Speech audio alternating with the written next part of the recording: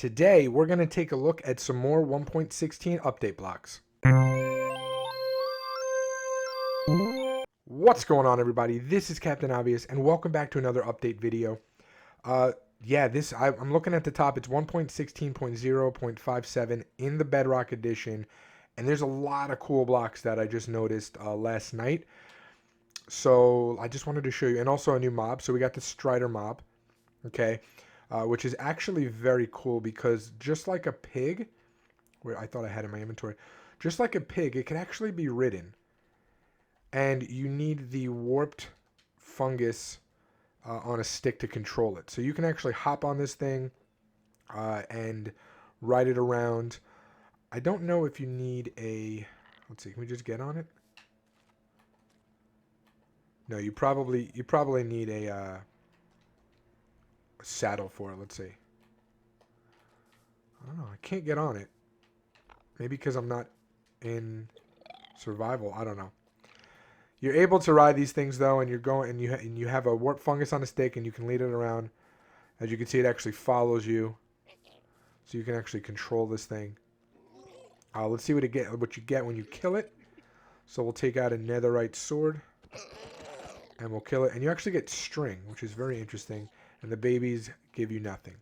But that is a new mob in the Nether. It can actually touch lava, so you can basically just ride it on lava. Pretty cool. Warp fungus on a stick. This has to be one of my favorite additions to the game. This is the twisting vine. Okay, so you have the other vine that came out the last time for the Nether, which is right here. The weeping vines, which actually grows underneath the block. This one grows up. And the cool thing about this is you absolutely can go on it. Okay, so if we go into survival, let's just go into survival. If we go into survival, we can actually climb it. But the reason I put the gold at the top, because it kind of reminds me of the Mario things, except it's not green. So it's like the first time we have like a Mario-esque mechanic in the game. Pretty cool. So they grow up, and yeah, they either stop growing when they hit a block above them, or when a certain criteria has been hit. But I put this one up manually just to show you how cool it is. Okay, now these are the Hyphae blocks. This is the Crimson Hyphae, the stripped Crimson Hyphae, the warped Hyphae, and the stripped warped Hyphae. Basically, they're just the different variants on the stems. So the stems are basically like the logs. They have the log texture. And these are like the full log blocks where they're completely covered on all sides, so they don't have the swirly texture. So that's cool that they added those into the game. Now this one is pretty cool. This is not actually in the game yet, naturally, so you can only find it in creative at the moment because they actually spawn in bastion remnants, which are not in the game yet. But when you mine them with a pickaxe, you get gold from it, or the block itself. So very, very cool. So another gold block in the game. We're actually going to be looking at a gold one in a minute.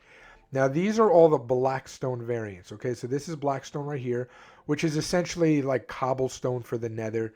And much like cobblestone, you have much like the cobblestone has the stone variant, the blackstone has the same thing. So right here you have the polished blackstone brick. You have the polished blackstone itself. You have the cracked polished blackstone, and you have the chiseled polished blackstone. So those are all the different variants on the blackstone. Now another extremely useful block. This is ancient debris. Ancient debris is found in the Nether between levels 8 and 22, kind of like diamond, except diamond goes up to level 11.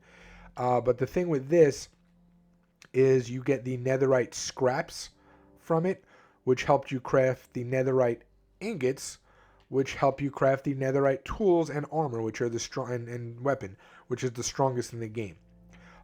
These do not get burned by fire, and these blocks themselves are basically like placeable bedrock. So if you come up here, I have TNT inside, so let's just grab another block to place.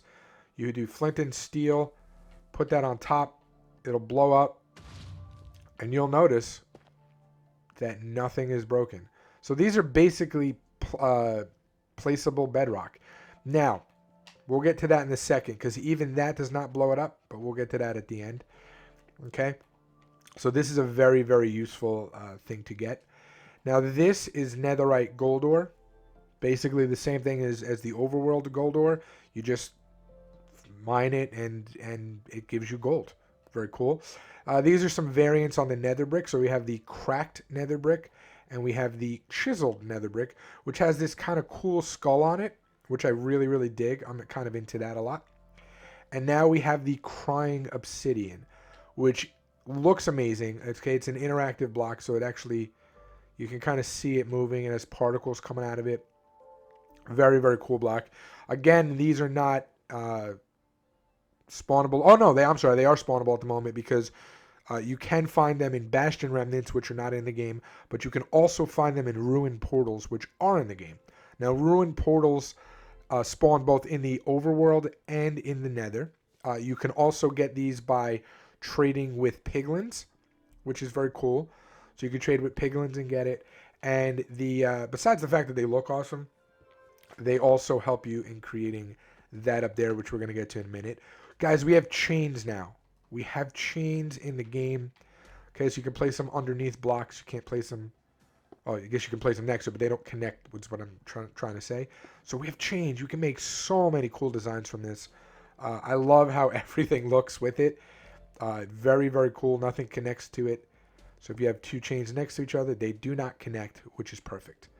Okay, and then supporting that chain is my new favorite block in the game, the nether quartz brick, or the quartz brick, I should say. Look how cool that looks. We've needed a variant on white for a long time that does not have the texture of wool. Wool texture is very specific and it's cool, but sometimes you want something that looks a little more solid.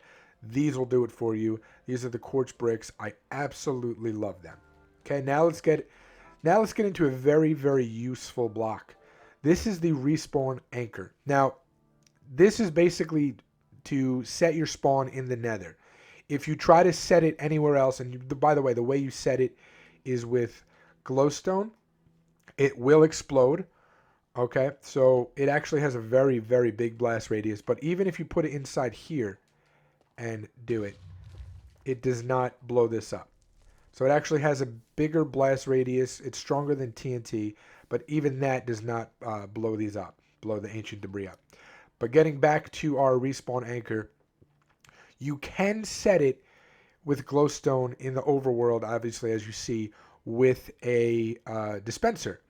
So if you just fill the dispenser with glowstone, press the button, you'll notice it'll activate. The cool thing about when it activates, it also emits a light signal and a redstone signal. So when it's just by itself, it has 0, obviously.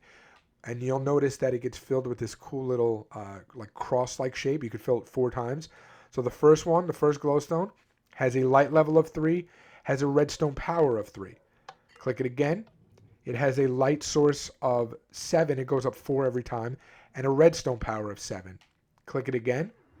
Light level of 11. Redstone power of 11. And click it again. Full at 15. So light source 15. Redstone 15. You can use this in so many ways in redstone devices. You just have to be careful.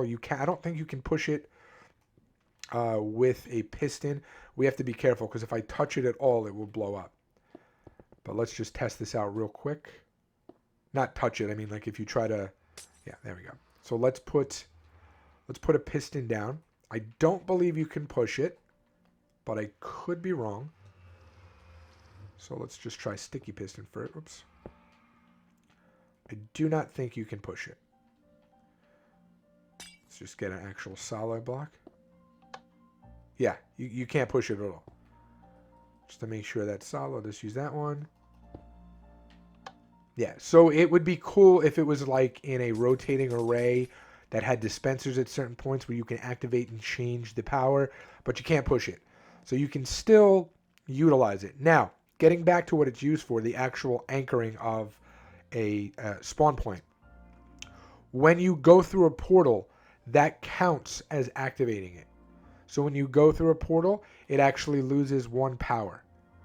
When you die and respawn, which will be in the nether, so even if you die in the overworld or in the end, if you have one of these set with power, like once you power it, that's set, you'll respawn right there in the area around that. I think it's like a little, just like a regular spawn point, like 5 blocks up, 5 blocks down, whatever, around it. So if you die, you do that, you know, it satisfies the use of this. So make sure this is powered if you want to constantly spawn in the nether. If the area around this gets obstructed or it cannot spawn, you'll get a message and then you'll just respawn at the spawn point of your world when you first started, not at a corresponding bed. So if you place a bed down, you sleep in the bed, that is your respawn. Once you set this anchor, that point, the bed point, becomes nullified. And then when you die, if this is out of power, you start at the spawn point of the world, not at the bed. Because this has become your new spawn point, but it has to be powered. Okay, so every time you die, every time you do anything to satisfy, like I said, going through a portal, it takes away one of the charges. Okay, so definitely keep that in mind. But it's very cool. So if you try to just set it by hand in the overworld, so let's get that glowstone back. Okay, so if we try to set it by hand, I don't even know how to get rid of the power. It'll just blow up. So if you're trying to set it in the overworld, you want to use the dispenser to do so. Now I'm wondering, will it actually spawn us? Because it's only supposed to be used for the nether, and you're not supposed to be able to activate it, but you can activate it with a dispenser. So let's try a little experiment real quick. I don't know if this is going to work, but we shall see. So we put a dispenser back. Okay, we put a button on top. Let's fill it with glowstone. Let's activate it. 1, 2, 3, 4. We really only needed 1. Now I'm going to die and see if it sets me here, because my respawn point is not here. So let's see. No. Okay, so it doesn't. So the respawn only works in the nether, but you can still set it for power and light sources and stuff like that in the overworld. I'm going to just cut for a moment. I'm going to try and see if it works. The ancient debris works to hold a wither. All right, guys. So here we are. I built the ancient debris cage, and let's see if the wither can break out of it. That's going to get destroyed. That shroom light. So I'm just going to have another one. I guess I'll have another. Oh, yeah. It totally breaks through. Where'd he go? Is he gone already? Yeah. Okay. So that doesn't work. Whoa. Why is he going so fast? Something happened to him. Also, I wanted to show you that the crying obsidian does not act like a portal.